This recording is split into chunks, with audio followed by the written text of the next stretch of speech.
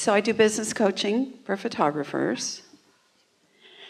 And I have had a successful business for 36 years. Not as successful as others might want or that I want for my coaching clients. Leave that part out, but all right.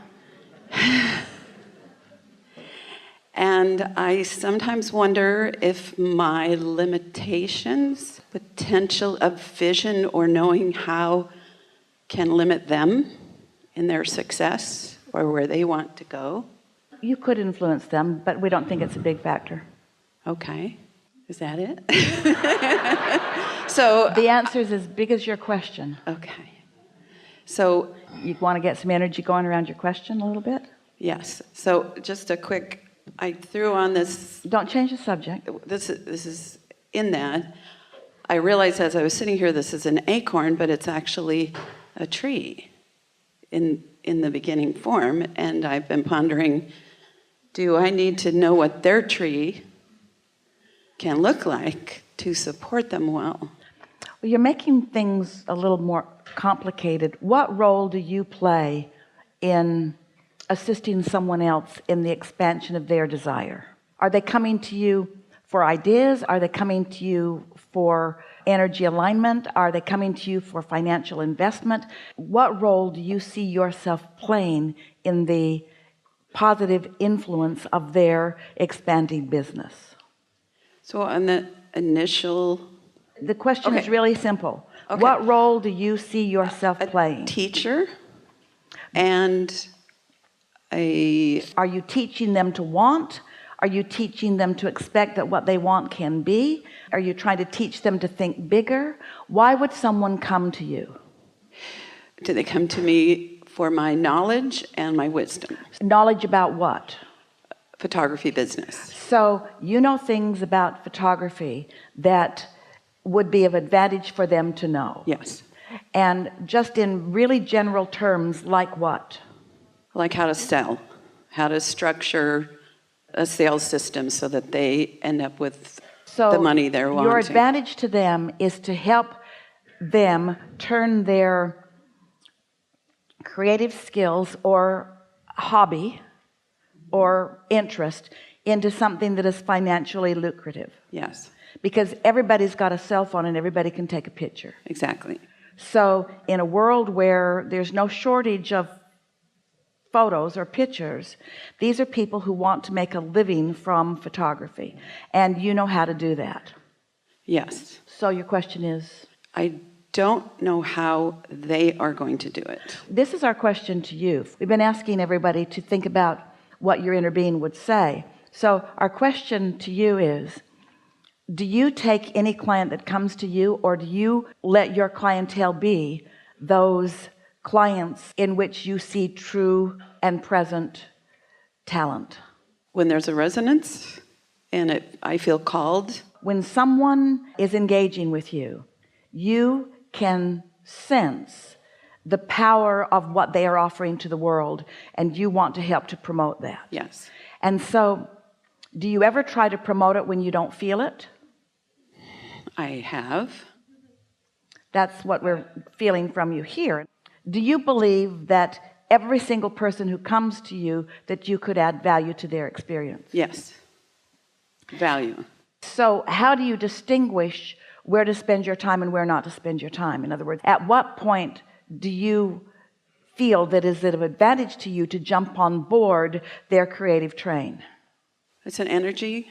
It's a feeling in here. So you're not trying to create their train. They've already got it going.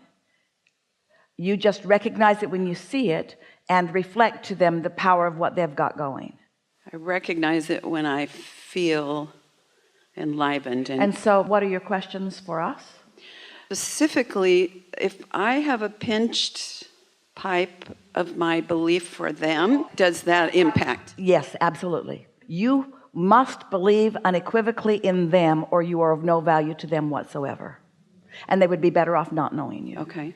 Because if you don't believe in them, and they're sitting before you, and you're owning how you feel and what you're therefore attracting, because there's no assertion, so what you're attracting from them is how you feel about them. This is unlikely for you. then you are not of any advantage to them. But now that brings to a whole lot of other conversation, because this is what we want you to answer this as if your inner being were being asked this question. Is there anyone who is separate from the energy that creates worlds who is doomed to failure? No. If their energy stream is not in the place where it's ringing your bells, do they still have the potential of satisfying their own dreams? Totally. So what's this So about? the stuck part is, The stuck part is you are, and everybody does it, you are behaving a little conditionally. That's why we asked the questions that we did.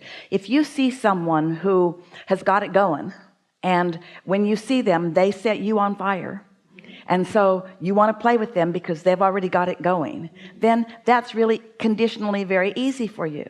But if somebody else isn't there, then your accepting them as they are is going to keep you from being any value to them. So what you have to do is be unwilling to accept what is currently happening with any of them and give your undivided attention to their dreams. So the only question that you need to ask yourself, or if we were standing in your physical shoes, we would ask ourselves, is what is the power of their desire?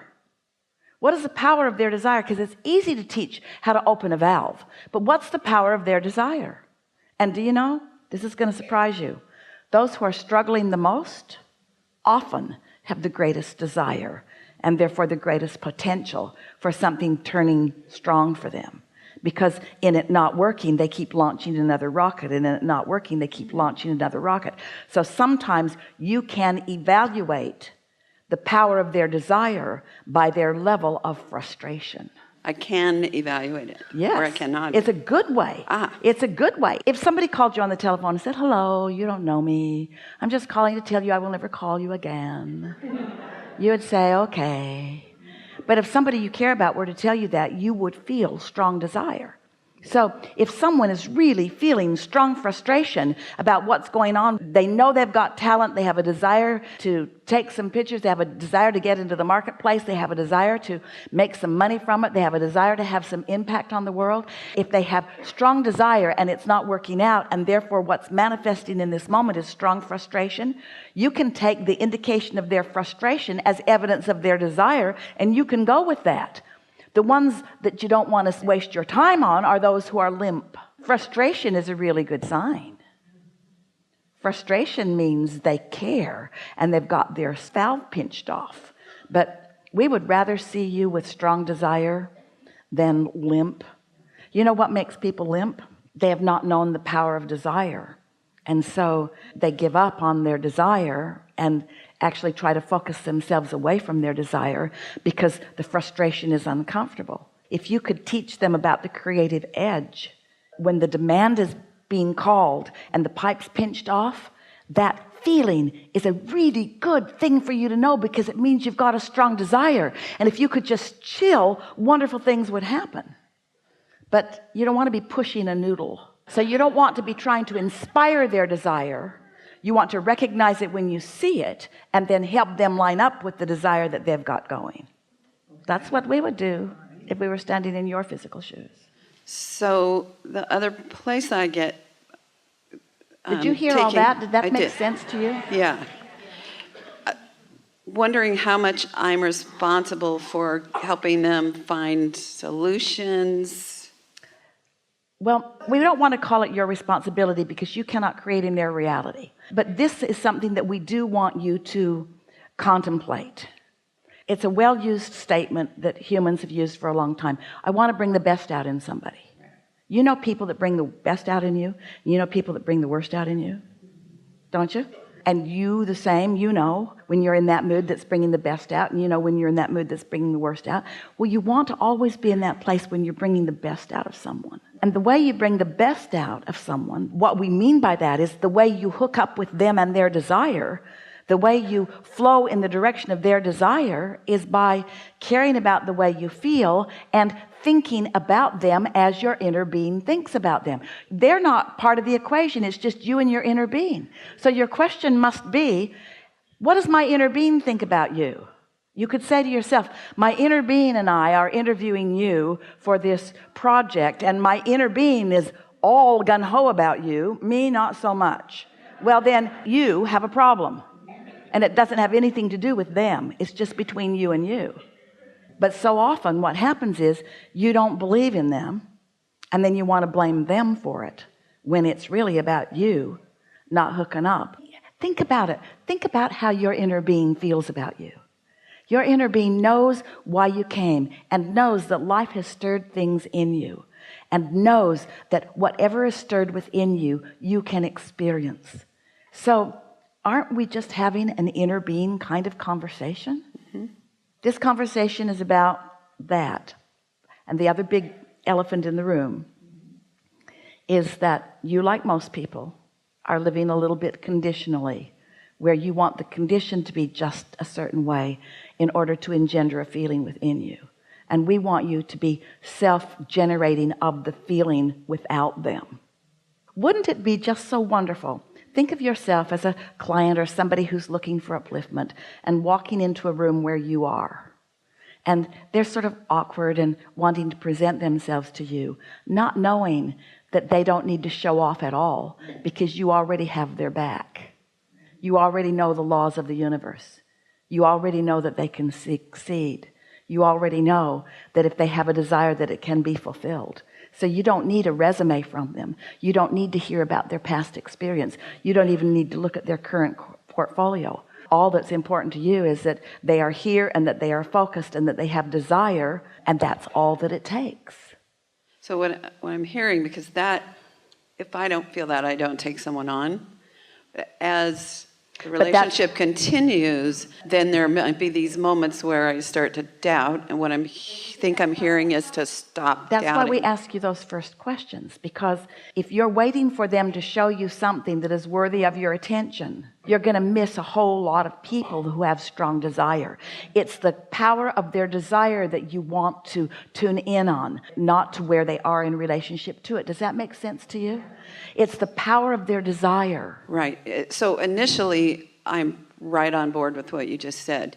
It's as time passes, if I am feeling that... As time passes, I start looking at them as they are. I lose track of what's in their vortex and I see what is instead. And I need them to goose it up and start looking more like their vortex if they want me to stay on board with them.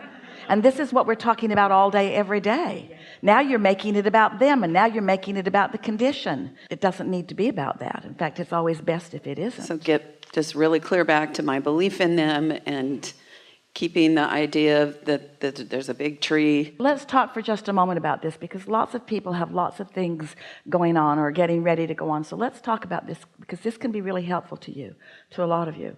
So make us believe in the power of your business. We want to hear about your desire, because so far we've been talking about other people's desire and how it dovetails with your business.